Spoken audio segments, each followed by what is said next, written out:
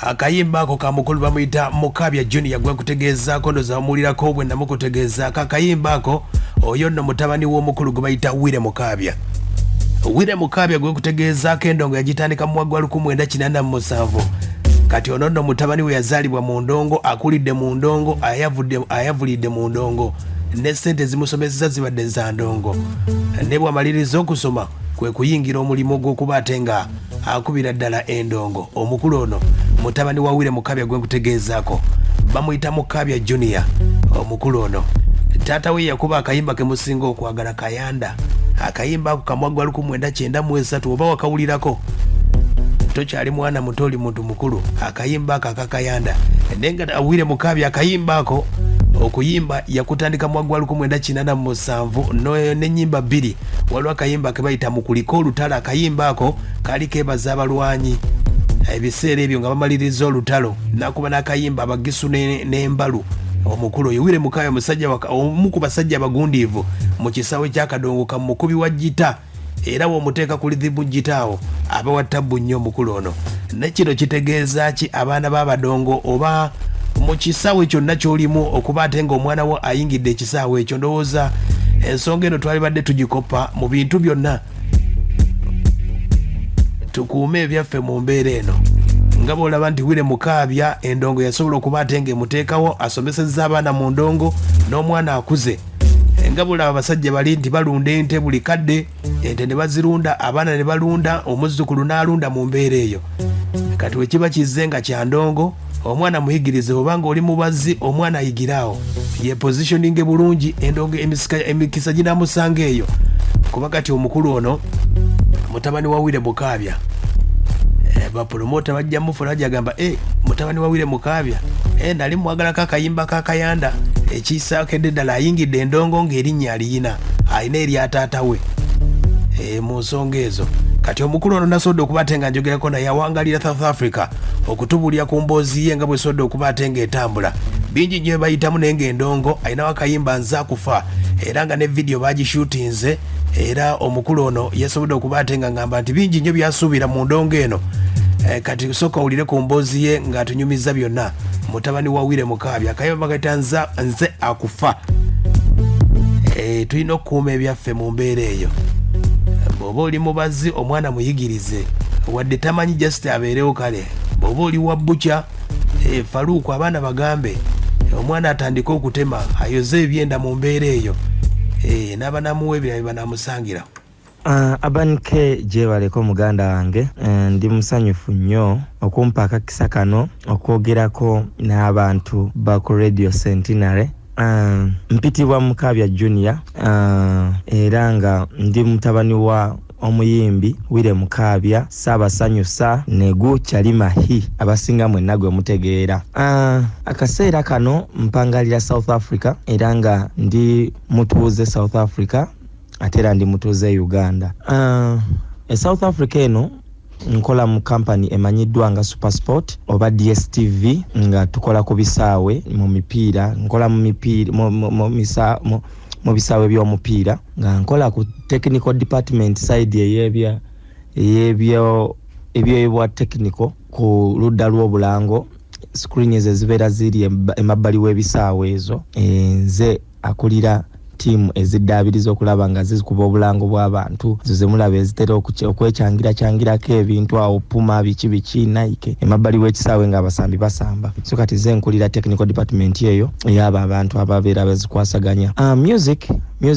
Music nakamuyingira muyingidde mwaka guno gwennyini era luyimba lwange olusoose olwanza kufa nga naye nazaalibwa mu ndongo kubanga family yange background yaffe yo na music. Tata waffe yatuzaala musajja mukubi wa bidongo mukubi wa bivuga.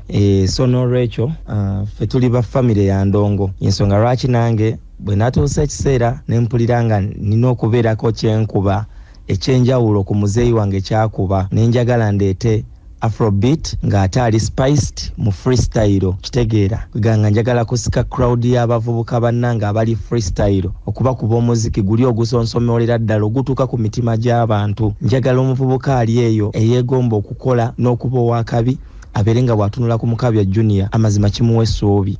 Kampala nasomera ku masomero g'ekawempe eyo.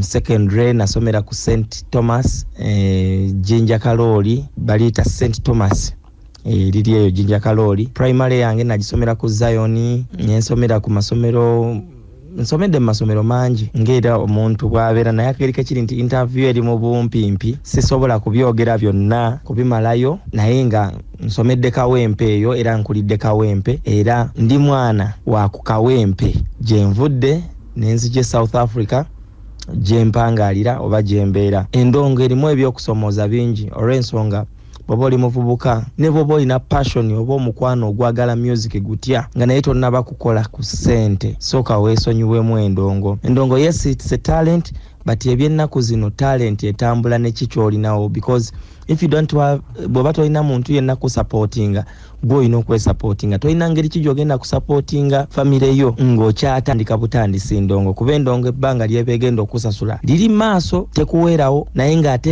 yo yeetaaga okugiteekamu kubanga teri muntu ayagala mwavu, era ojja kubeera ng'osabiriza busabiriza ate bw'osabiriza ennyo abantu bakwetamwa. N'olwekyo abantu bonna bajja kukwagala olw'ekitone kyo nga naye naawe olinawo ky'olinawo. N'olwekyo ekitone kyokka tekikuyisaawo, ekitone kigenda n'okukola ennyo. So first work hard, sooka okole ennyo olyoke ofokasinge ku kitone kyo, kubanga ebyennaku zino ekitone kitambula na kukola kikyolinawo abantu kye bagenda okumanyirako. Then ate awo oluvannyuma balyoke bakuwa time okuwuliriza kikyoleese, okuleka ng'ekitone ky'olina teri mulala akirina mu nsi. Awo kye kijja okusika abantu bakutunuulire bakusupportinge nga tolina kyotaddemu. Naye nga Abanike neyanziza nnyo olw'akakisa kano, era bwe tuliba tufunye obudde nga waliwo akakisa akalala nja kukeeyanza, naye olw'obudde kansuubire nti nja kukoma wano. Naye nga kye mbasuubiza bannayuganda, omuziki nina muyingi nnyo era ngenda bakuba omuziki. Video yaffe efuluma mu wiiki eno ejja eyanza kufa. Oluyimba olwo lukutte ku bantu bangi nnyo. South Africa baluyimba, aba South Africa balufa, ne Uganda ndaba radio esinga bannange naddala Centenary erukubi bannaye. Abanike Mukama akumpeera omukisa, webale kubeera nga ofaayo okunoonya ebitone ngaffe. Wuuno twogera nga ali South Africa Johannesburg, tukwagala nnyo era tuwuliriza radio yo ne programs zo tuziwuliriza. Bani Katonda akutuweera omukisa.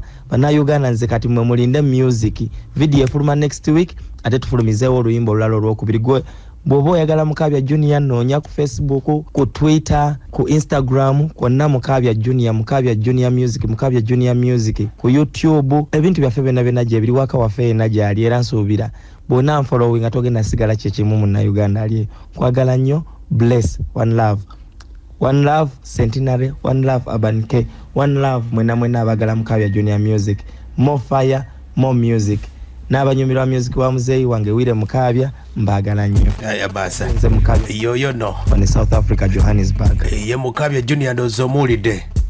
Ensonga zezo gwe yali ayagala Willy Mukabya, omwagala Willy Mukabya, endongo za kadongo nyimba za kadongo kamo zaagala, kati nno mutabani we naye azze.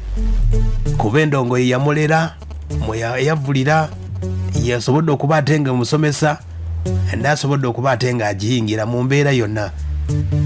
Tukuume ebyaffe mu mbeera eyo. Ekitone kyonna ky'oyina mu mbeera eyo yakulemerako mu nsonga zezo. Kati omukulu nga bw'omulidde ye Mukabya Junior, abaagala kadongo kamu, omwana ye yayitemu Afrobeat mpola mpola.